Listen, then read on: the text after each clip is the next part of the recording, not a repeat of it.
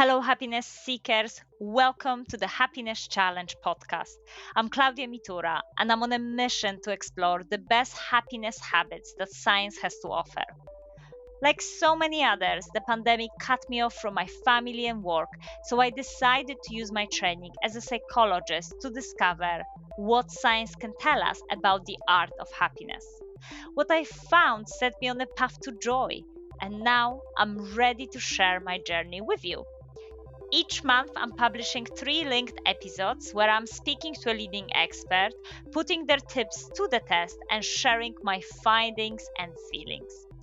From mindfulness to exercise and random acts of kindness, I'll be shining a light on the simple happiness habits that can bring more joy to our lives.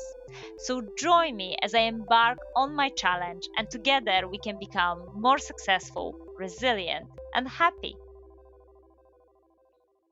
Hello, happiness seekers. Welcome to this happiness challenge where I'll be exploring the power of difficult conversations to build stronger bonds and create more happiness in our relationships.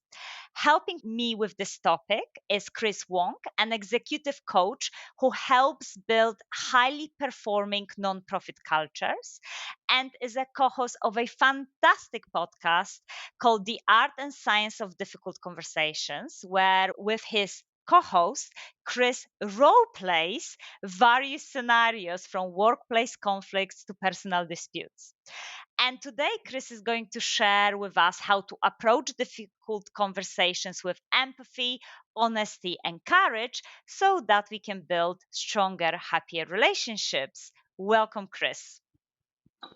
Hey, thanks for having me. I always feel humbled because it always sounds so more impressive than I think I am. Okay, so Chris, let's start from the beginning. What would you consider a difficult conversation? Yeah, a difficult conversation at the most basic is a conversation where you care about a specific outcome and a relationship happening. So in work situations, you may not care about being best friends with the person forever and ever, but you do care about the relationship being a good working relationship, and you care about being able to work well with this person. And so when you care about both, suddenly you feel anxiety when the thought of that conversation has come up. You may even put off the conversation. You get into the conversation, and then every little thing throws you off. They get angry, or they get upset, or they say something that triggers you. You can't even focus anymore. And it's because you care so much about that relationship and that outcome that you're stuck in. That I think that's at the core, that's what it is. Yeah, I think this is so true. And I think there is always that level of being vulnerable with another person. And therefore, it's quite scary to be so vulnerable. And because you don't know whether the person will accept that or maybe reject that. So I think I agree, the more we almost are invested in the relationship, the more difficult certain conversations may become for us, and maybe sometimes we will overthink and therefore maybe avoid them. So that's exactly leads me to my next question. Why do you believe people tend to avoid those difficult conversations, even when we maybe know that if I would have this conversation, my relationship would improve and there will be positive outcomes, but we still shy away from going into those conversations? Yeah, there's a few different things. One is we're scared of those bad outcomes. We're scared of the other person getting upset or angry, so we just avoid it. Second, we're just taught from a young age. We might be a person that we were always taught avoid conflict, don't talk about difficult things, always be super nice. And so we just avoid having that hard conversation that we need to. A third thing is somebody just might not know what to say. If I need to have a hard conversation with you about your performance, if I'm your manager, I might literally not know what the words to say are. I might not know how to give feedback. I might not know what the next steps are, how to handle if you get upset. Like I may want to, I may be like, yeah, I'm super comfortable with hard emotions. I just don't know what to say to move the conversation forward. So those are I think, the biggest things like that get in the way of people actually getting into the conversation. Quite interesting, Chris. Thank you. Because you're speaking about this, maybe my internal fear of how I'm perceiving those conversations, but then you also speaking about that skill level in very simple terms. what do I sometimes say? How do I word it in a way that is kind and compassionate towards another person? So I love the fact that think you're really speaking about those two aspects, my internal mindset towards difficult conversations, but also that skill level. And in your podcast and in your work, you very much encouraging us, and you are talking about that notion that actually difficult conversations is what we need more of. How do difficult conversations contribute to that personal growth, to that more happiness, more fulfillment at work and in personal relationships?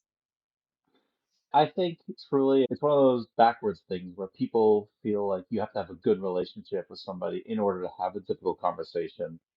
And in reality, it's those difficult conversations that create bigger, deeper relationships with the people around us. Talking about our favorite movies is nice, right? If we're building friendships, but then also talking about our families, what's important to us, those things are sprinkled in throughout most of our friendships, like those hard conversations that we have. And most of the times we're friends with people because we agree with them. And so we get along, we're willing to hear them out. And even if we have things we disagree about, or we have to give harsh feedback to somebody, that's the kind of stuff that builds that deeper relationship. Because now, if you do the conversation well, it's building trust. It's building that safe container where where somebody's going to feel like, oh, I can trust you. I can trust that you have my best interest at heart because you're handling this conversation well, and we're able to discuss it and truly understand each other better. That's part of it. Also, is we're having this conversation in a way where why we're doing the things that we're doing and what needs to be different, and then we work together to figure out what that looks like. Wow, fascinating. I must say, I never really thought about this idea that we're getting it backwards, that we feel we have to build all of this legwork and then I'll have the difficult conversation, rather than thinking the difficult conversation is actually helping me to build that trust and that stronger bond. It feels like there is this block between people, and because we're not having those conversations and no one wants to make that first step, and we're tiptoeing around certain relationships, whereas actually clarity and being honest is kindness.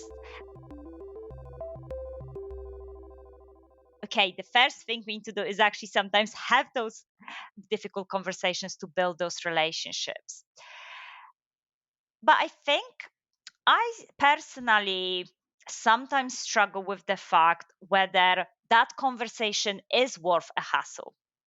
Sometimes I personally feel like I'm not sure whether I will get the benefits, and actually whether the effort and energy that I will put into having that conversation will that actually yield me the outcomes I'm after. So how we can actually recognize that having that conversation is worth it.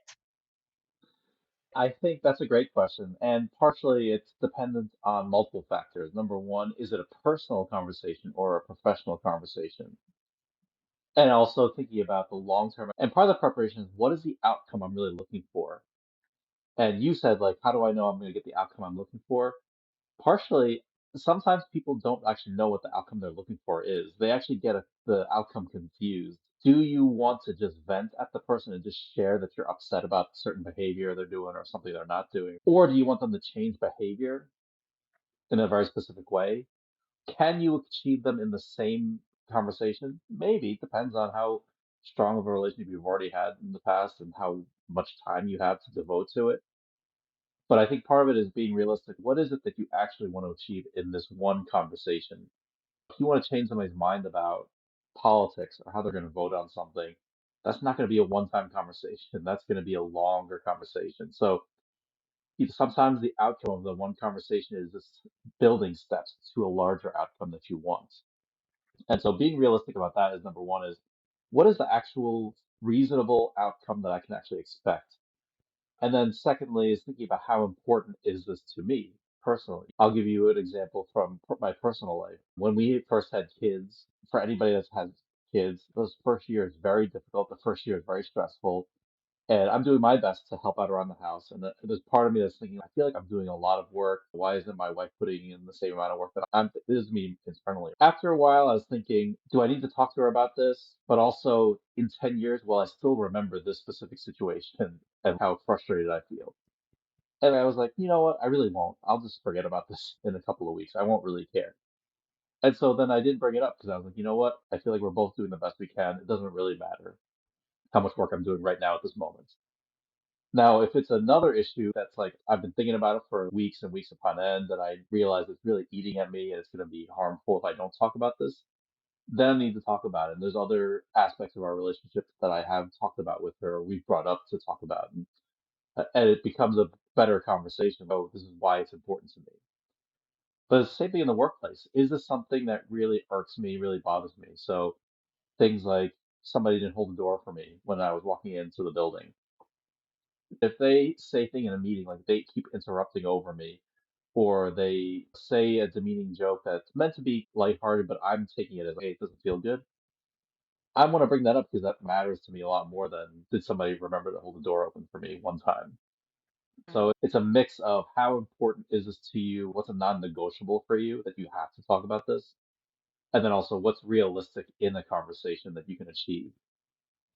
Great. And that already really shows us that before we go into these difficult conversations, we really do need to do some preparation. Unless, as you're saying, it is, I just want to vent at you because you hurt me and I just want to be heard. But even that, how am I conveying that message? Is the person going to understand what is it that I'm trying to say?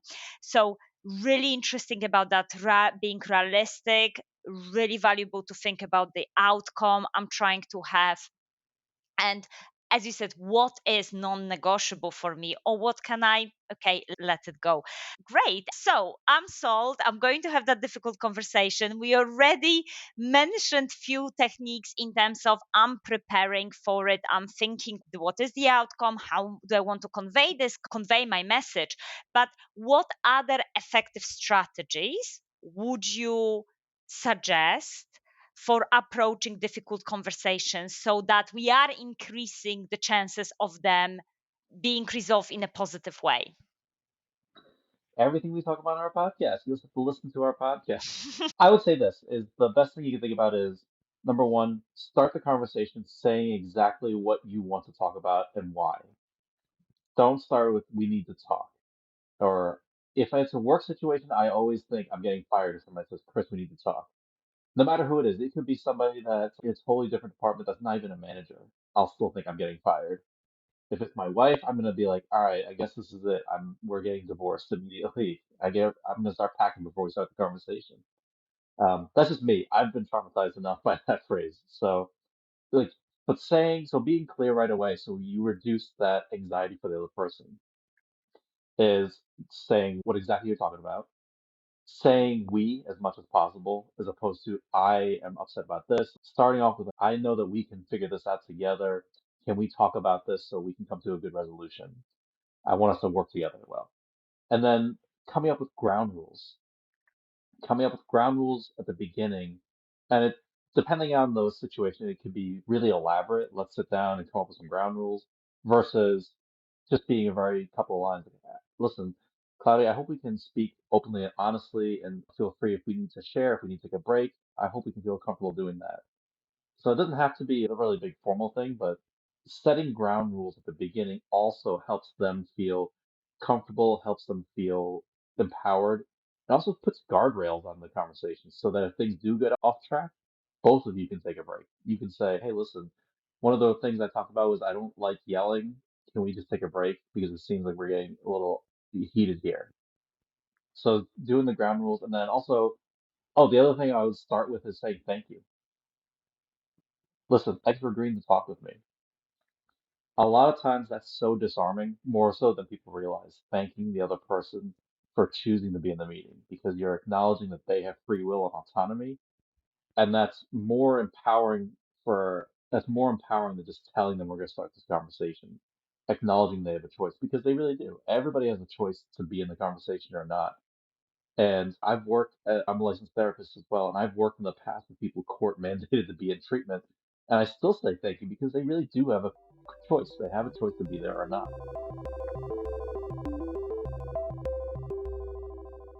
What I love what you're saying is that we're starting from a place of compassion and kindness towards the person. And when sometimes it's difficult, I guess, if we like furious with someone or frustrated with someone. But I love how you're bringing us to this idea. I want to talk about this. This is what's important to me. Thank you for giving me your time. I want to be honest with you. I would love you to be honest with me. Is that okay? So I love all of this because it's very much you have a choice, I have a choice. We are kind towards each other and we're going to have this conversation. You said this, you mentioned the idea of pausing as well and taking that moment on pause. Is there anything else that you suggest to do so we can stay focused and also calm during those difficult conversations? Because again, I think that if there are certain level of emotions coming into play, it's not necessary that we don't want to talk about those emotions, rather opposite, we do want to be vulnerable and share them, but how can we still stay in a place we still showing a respect another person? Yeah. That's part of the preparation is trying to figure out what are your triggers, what makes you feel upset emotionally, and then what are you going to do to keep yourself calm. For some people, it's yelling. For some people, it's crying. If the other person starts getting angry, or if the other person starts crying, or if things go off plan, like we come up with this plan and things go off the plan, and they get upset with that. Whatever it is, come up with a plan ahead of time. What do you need to stay calm? Do you need to rehearse it with somebody, what you're going to say, so it sounds natural? Do you need to practice mindfulness or grounding skills or whatever to stay calm? And then using them in there, remembering to use them. Sometimes writing it on a piece of paper. What's the goal of the conversation, as well as what am I going to do to stay calm? So for me, I like taking a deep breath. One deep breath helps me stay calm, but also summarizing what the other person said. If I'm starting to get heated, if I'm starting to get upset and they're talking and they're just venting, I'll take a deep breath and then I'll say, can I just summarize what you said? And really, it's number one, it's showing that I'm listening to them, but also it's buying me time to think about what am I going to do about this because I'm upset and should I take a break or should I continue? So doing that helps me stay calm.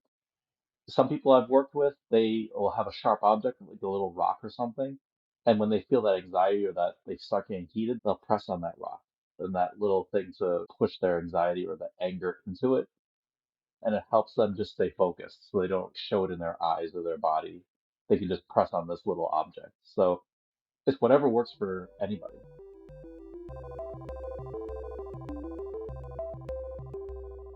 Thank you so much. So really, what are we saying here is that yes, difficult conversations are bloody hard, but we can handle them with preparation, with care, with a skill to some extent, and in return we can have those stronger relationships. So it is worth of doing that.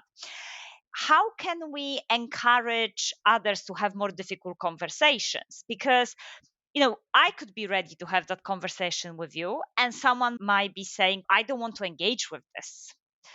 So, again, in situations when we're trying to reach out to that person and have that difficult conversations, how can we encourage that?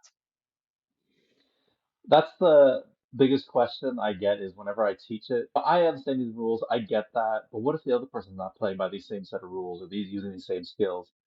And the reality is they're not. That's why we have to learn the skills. The goal of using these skills isn't to necessarily control the other person. It's using it to control and facilitate the dialogue. And so a lot of it is teaching and sharing why you're doing what you're doing. Hey, I want to set ground rules so that we both feel safe in this conversation. I don't want it to be upsetting for you. I want to make sure that we get what we need.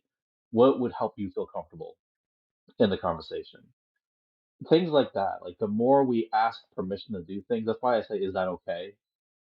Are you on board with that? Those things are more about how do we create a dialogue where both of us are engaged in the conversation. And you're right, they won't know, especially if you listen to the podcast or you read books or if you even if you take my course or things like that or my newsletter, there's all these tips and strategies I give. you have to assume they don't know that any of those skills. And so it's about how do you use them to facilitate an open dialogue where they're willing to share with you. And they might say things in a different way than we would. Like they may not use that, and that's okay. But part of that preparation is how do we prepare ourselves to realize that's not going to happen in a calm way. And even better if they do, if they use the same language, if they use the same calm techniques, even better. That makes it 100 times easier. So again, coming back to that point that you made previously, we need to be realistic that this may fail, but we have tried.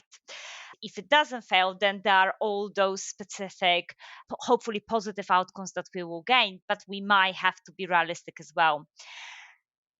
Chris, as you know, on the Happiness Challenge podcast, I love to test out different happiness hacks. So, my question to you is what challenge there or a task could you prescribe to me and my listeners to try as part of this topic of difficult, challenging conversations? I challenge you to do this. Next time you are preparing for a difficult conversation, go rehearse with somebody. Not there's two parts. Go rehearse with somebody. Go practice what you're going to say. Have them push back if you want them to. But number one, rehearse. But number two, before you say what you're planning on saying, your script or your like the nice thoughtful ways, take 1 minute and say what you really want. So pretend the other person's there and just say what you really want. Yell at them, vent at them, swear, but take that minute to really let loose and get it out of your system essentially. Say what you really want to say so that then you could practice what you want to say. I've used that before with other people, and it's incredible how light they feel afterwards because like they were actually able to say what they want to say. Like, you're annoying me, you're a jerk, I hate this about you, why can't you do this? It's just nice to get that off our chest sometimes. Yeah, it's almost like writing a secret letter to someone, never sending Mm, it. But as you yeah. said, it's just this idea that we just releasing all of that energy rather than keeping it, and in the moment hopefully then we'll be much more kinder and compassionate towards the person. My final question, because this is the podcast on happiness, Chris, I would love to know what makes you happy. What makes me happy is spending time eating food. Eating food always makes me happy. Spending time with my family makes me happy. Spending time with friends, having cookouts, just doing things with friends and family around eating and hanging out always makes me happy. Fantastic, thank you. Our listeners can find out more about you and your work. Yeah, you can follow my podcast, The Art and Science of Difficult Conversations. We're on all the streaming platforms. We're also on YouTube, so you can watch the video of us talking. We just had an episode this week on how to talk about politics at work, so check that out. You can follow me on LinkedIn. That's where I'm most active. So you can find me Chris Wong, LMHC. That's where I usually talk the most and post the most. And then you can always just email me, Chris at myleadershippotential.com to continue the conversation. And what was the other thing? Oh, my newsletter. I have a weekly newsletter where I just talk about how to master difficult conversations. And you can sign up on www.tinyurl.com/leadership potential. Thank you so much, Chris. That was truly insightful. And I wish you a wonderful weekend with your family and lots of food, if that's what contributes to Thank your you. happiness. Thank you so much again. And thank you so much, everyone, for listening. I see you in the next episode when I'll be summarizing the challenge and trying it out. Thank you, everyone.